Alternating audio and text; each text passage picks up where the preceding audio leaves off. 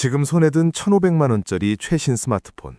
딱 3년 뒤면 서랍 속 폴더폰 신세가 될 수 있습니다. 비웃으셨죠? 15년 전 폴더폰 멸종할 때도 다들 비웃었어요. 근데 그때 진짜 무서웠던 건 기계가 바뀐 게 아니거든요. 돈의 주인이 바뀐 겁니다. 통신사가 뜯어가던 문자 요금, 벨소리 수익, 그 수조 원이 하룻밤 사이에 애플과 구글 주머니로 통째로 넘어갔어요. 기계가 사라진 게 아니라 우리가 매달 돈을 갖다 바치는 주인이 바뀐 거였죠. 똑같은 일이 지금 벌어지고 있습니다. 딱 3년 드릴게요. 3년 뒤에도 그 사각 프레임 폰에 매달려 있다면 이번엔 여러분 지갑이 털릴 차례예요. 솔직히 말해볼게요. 지난 15년 동안 우리는 애플이라는 거대한 집주인이 만든 스마트폰이라는 비싼 올세방에 살았어요. 폰 하나 바꿀 때마다, 앱 하나 결제할 때마다 꼬박꼬박 통행료를 내면서요. 삼성도 지긋지긋했을 겁니다. 아무리 좋은 폰을 만들어도 남의 집 마당에서 뛰는 한 늘 2등이었으니까요. 그래서 삼성이 선택한 게 뭐냐면 아예 집주인을 바꿔버리는 거예요. 일론 머스크랑 손잡고 통행료 없는 우주고속도로를 뚫어서 애플의 월세방 자체를 무력화시키겠다는 겁니다. 이 판이 바뀌면 여러분의 통신비 고지서부터 돈에 흘러가는 방향까지 전부 달라져요. 이 돈의 흐름이 꺾이는 지점, 오늘 낱낱이 공개합니다. 이런 돈의 흐름을 담담한 경제에서 계속 전해드리고 있으니까요. 아직 구독 안 하신 분들은 이번에 한번 눌러주세요. 자, 본론 들어갈게요. 최근 삼성전자 실적 보셨어요? 영업이익이 20조 원입니다.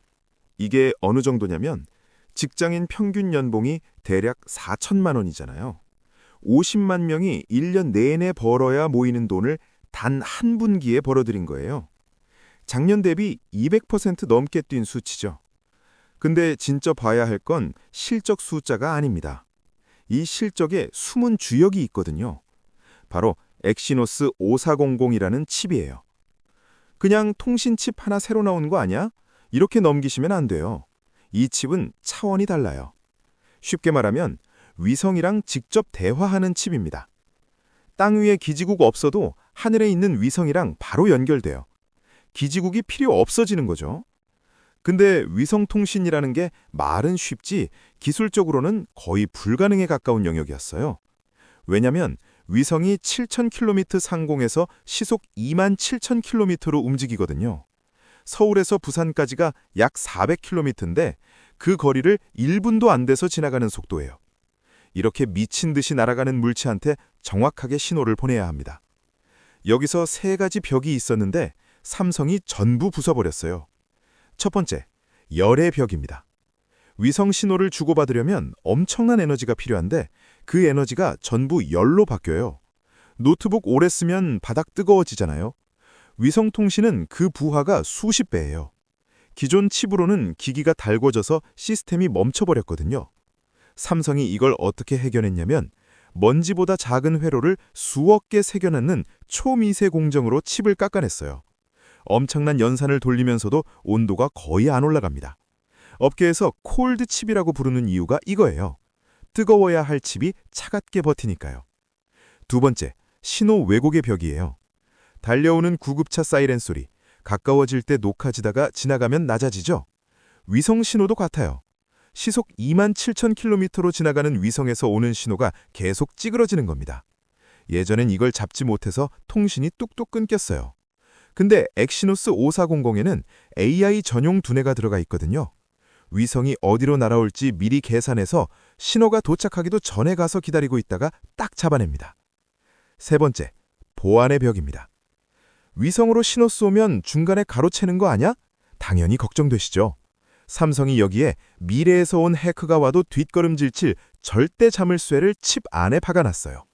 지금은 물론이고 앞으로 나올 어떤 해킹 기술로도 못 뚫는 수준의 암호 체계입니다. 열, 신호, 보안, 세 가지 벽을 전부 무너뜨렸어요. 그것도 손바닥만한 칩 하나에 전부 담았습니다. 전문가들이 이건 부품 업그레이드가 아니라 게임 체인저라고 입을 모으는 이유가 여기 있어요. 자, 여기서 질문 하나 드릴게요. 이렇게 대단한 칩이 있어도 하늘에 위성이 없으면 소용없잖아요. 대화할 상대가 있어야 하니까요. 여기서 일론 머스크가 등장합니다. 머스크의 스타링크 들어보셨죠? 지구 전체를 하나의 와이파이 존으로 만들겠다는 프로젝트예요. 이미 수천 개의 위성을 올렸고 최근엔 다이렉트 투 셀이라는 기술을 발표했어요. 쉽게 말해서 위성 자체가 기지국이 되는 겁니다. 별도 장비 없이 내 기기가 위성을 기지국처럼 인식하고 바로 신호를 잡는 방식이죠. 핵심은 이거예요. 머스크가 하늘에 판을 깔았는데 그 판 위에서 가장 잘 돌아가는 칩을 삼성이 만든 겁니다. 스타링크 위성과 가장 완벽하게 호환되는 표준 규격을 세계 최초로 칩에 심은 게 엑시노스 5400이거든요. 실제로 미국 T모바일이 위성 통신 서비스를 시작하면서 1순위 지원기기로 삼성 갤럭시를 찍었어요. 이건 업계에서 아주 강한 신호입니다. 위성 통신 시대의 표준을 삼성이 잡아가고 있다는 뜻이니까요. 자, 그러면 이게 우리 일상과 무슨 상관이냐? 여기가 오늘의 핵심이에요. 훅에서 말씀드렸죠. 폴더폰이 사라질 때 돈의 주인이 바뀌었다고. 지금도 똑같은 구조예요. 지금 우리 매달 통신비 얼마 내세요? 보통 5만 원에서 10만 원 사이잖아요.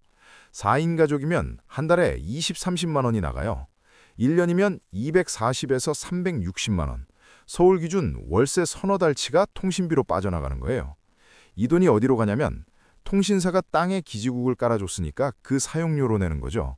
근데 이제 하늘에서 신호가 내려옵니다. 통신사가 도로를 만들고 통행료를 받던 구조인데 하늘에서 새로운 고속도로가 깔리는 거나 마찬가지예요. 도로 주인이 바뀌면 통행료의 주인도 바뀝니다. 15년 전 문자 요금이 애플과 구글한테 넘어갔던 것처럼 이번엔 통신비 자체의 흐름이 바뀔 수 있다는 거예요. 그리고 그 새로운 도로의 핵심 부품을 삼성이 쥐고 있는 겁니다. 삼성의 위치를 다시 보세요. 하늘에는 머스크의 위성, 땅에는 테슬라의 자율주행차. 이 둘을 연결하는 핵심 반도체를 삼성이 만들고 있어요. 단순 부품 납품이 아니에요. 우주 인터넷 생태계의 심장부를 쥐고 있는 겁니다. 한 발 더 나가볼게요. 삼성이 그리는 진짜 그림은 폰 없는 세상이에요. 콜드칩 덕분에 아주 작은 기기에서도 위성 통신이 가능해졌거든요. 솔직히 생각해보세요. 운동하러 나갈 때 스마트폰 들고 다니기 귀찮지 않으세요? 근데 안 가져가면 불안하잖아요. 중요한 연락이 올 수도 있고 사고라도 나면 전화해야 하니까요. 그런데 손목에 찬 워치 하나가 위성이랑 직접 연결된다면? 폰 없이 산 정상에서도 전화가 되고 바다 한가운데서도 메시지를 보낼 수 있어요. 이게 삼성이 그리는 그림입니다. 스마트폰은 영상 보거나 큰 화면이 필요할 때 꺼내는 보조기기로 밀려나고 워치나 반지 같은 웨어러블이 메인 소통 창구가 되는 거죠. 삼성이 준비 중인 안경 형태의 XR 기기도 같은 맥락이에요. AI 비서가 끊김없이 돌아가려면 항상 연결되어 있어야 하는데 밖에서 와이파이 없을 때 이 칩이 위성으로 연결을 유지해주는 생명줄 역할을 합니다. 자, 이 변화가 우리 지갑에 구체적으로 어떤 영향을 주는지 볼게요. 첫째, 이건 유행이 아니라 생존의 문제가 될 수 있어요. 위성 통신이 보편화되면 기존 통신 요금제 구조가 흔들리거든요. 워치 하나로 위성에 직접 붙으면 별도 유심이나 비싼 요금제 없이도 소통이 가능한 구조가 열려요. 워치 하나로 결제하고 이체하고 폼 없이도 경제 활동을 하는 세상이 오는 겁니다. 앞서 말씀드린 애플의 월세방, 그 월세를 안 내도 되는 길이 열리는 거예요. 둘째, 기기 교체 사이클이 완전히 바뀝니다. 지금은 스마트폰 하나만 바꾸면 끝이었잖아요. 근데 앞으로는 워치, 반지, 안경까지 따져야 해요.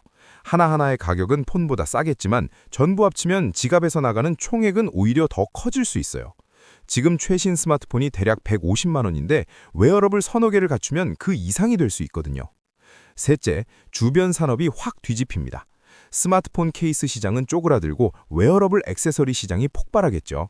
폰 거치대 대신 워치 충전 스탠드가 생활 필수품이 되는 거예요. 돈이 흘러가는 물길 자체가 바뀌는 겁니다.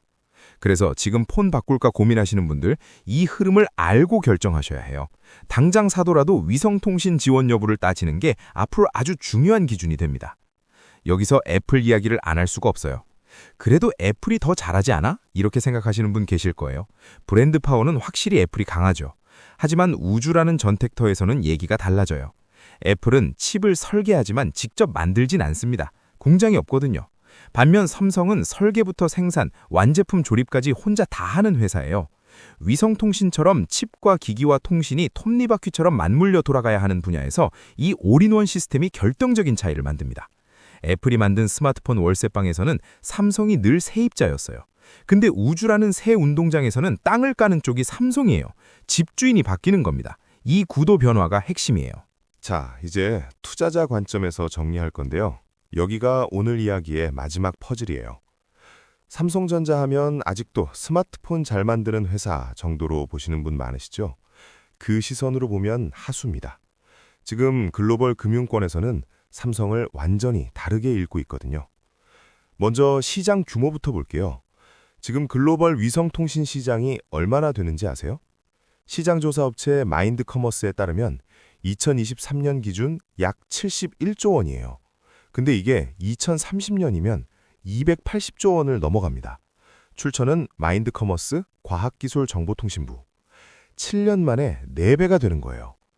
직장인 평균 연봉으로 환산하면 700만 명이 1년 내내 벌어야 하는 규모입니다. 그중에서 저궤도 위성통신 비중이 67%예요. 스타링크가 바로 이 저궤도 위성이고 삼성의 엑시노스 5400이 이 저궤도 위성과 대화하는 칩이에요. 삼성이 서 있는 자리가 어디인지 보이시죠? 증권사들이 삼성전자 목표 주가를 20만 원까지 올린 이유가 여기 있어요.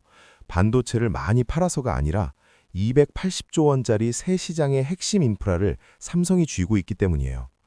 여기서 경쟁 구도를 좀 볼게요. 퀄컴이나 애플은 가만히 있겠어? 당연히 아니죠. 퀄컴은 위성통신 분야에서 삼성의 가장 강력한 경쟁자예요. 스냅드래곤 칩도 위성 연결 기능을 넣고 있거든요. 그리고 솔직히 말하면 스마트폰 AP 시장에서는 아직 퀄컴이 앞서 있어요. 갤럭시 S26 시리즈만 봐도 퀄컴 칩이 약 75%를 차지합니다.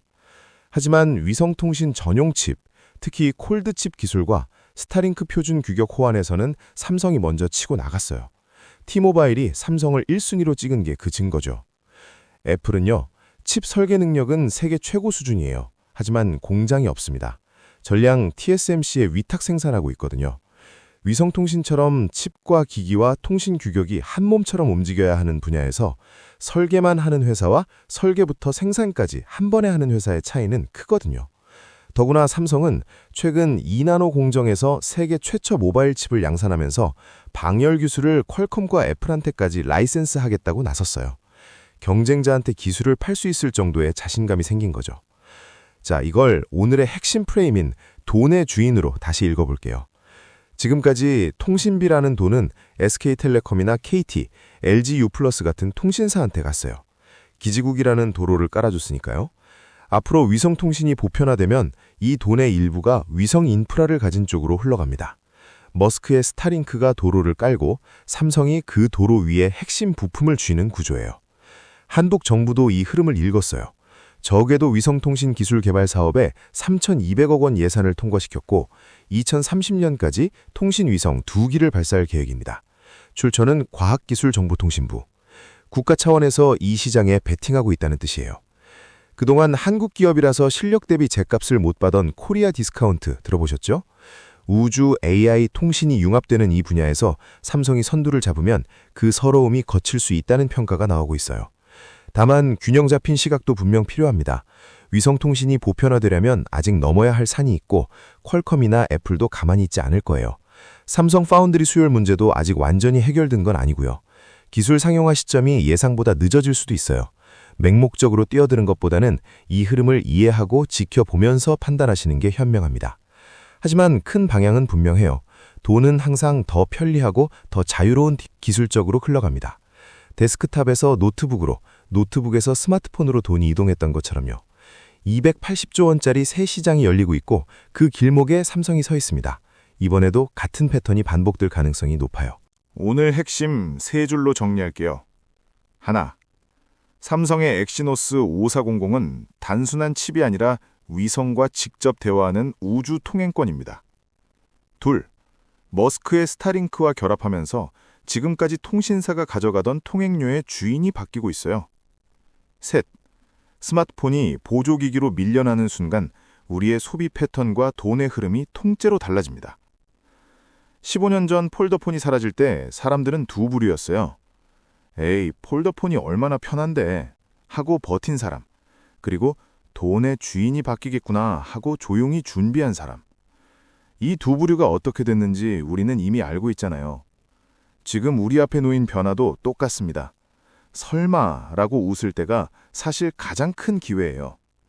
변화를 읽는 눈을 기르는 것, 그게 경제 공부를 하는 진짜 이유라고 저는 생각해요. 기술이 어렵게 느껴질 수 있어요. 근데 그 기술이 내 돈의 주인을 바꾸는 순간을 알아채는 것, 그게 바로 경제적 자유의 시작이거든요. 오늘부터 삼성 뉴스를 보실 때 폰 만드는 회사가 아니라 새로운 도로를 까는 회사로 한번 읽어보세요. 세상이 다르게 보일 겁니다.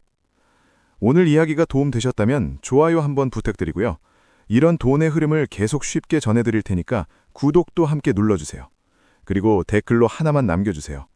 여러분은 스마트폰 없는 세상을 받아들일 준비가 되셨나요? 솔직한 생각 궁금합니다. 담담한 경제였습니다.